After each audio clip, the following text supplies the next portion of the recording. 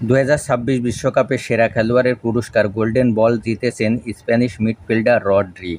ফাইনালে আর্জেন্টিনাকে 1-0 গোলের ব্যবধানে হারিয়ে স্পেন বিশ্ব চ্যাম্পিয়ন হওয়ার পর এই ব্যক্তিগত সম্মান ওঠে ম্যানচেস্টার সিটি তারকার হাতে।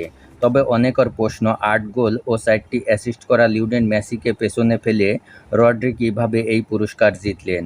পরিসংখ্যানের দিক থেকে মেসি এগিয়ে ছিলেন। 39 বছর বয়সেও পুরো টুর্নামেন্টে দুর্দান্ত পারফর্ম করে অধিনায়ক হিসাবে সামনে থেকে নেতৃত্ব দিয়ে আর্জেন্টিনাকে ফাইনালে তুলেছিলেন তিনি।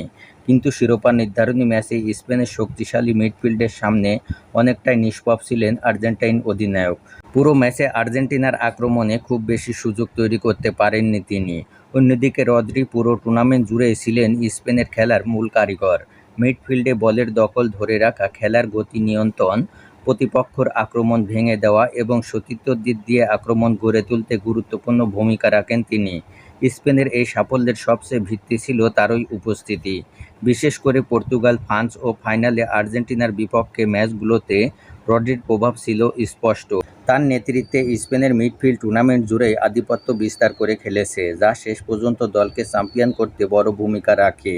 এর মধ্যে দিয়ে রড্রি এমন এক এলিট ক্লাবে নাম লিখিয়েছেন যেখানে আক্রমণভাগের খেলোয়াড় না হয়েও টুর্নামেন্ট সেরার পুরস্কার জিতেছেন। এর আগে 2018-তে ক্রোয়েশিয়ার লুকা মদ্রিচ, 2006 সালে ফ্রান্সের জিনেদিন জিদান এবং 2002 সালে জার্মানির অলিভার কান এই সম্মান অর্জন করেছিলেন।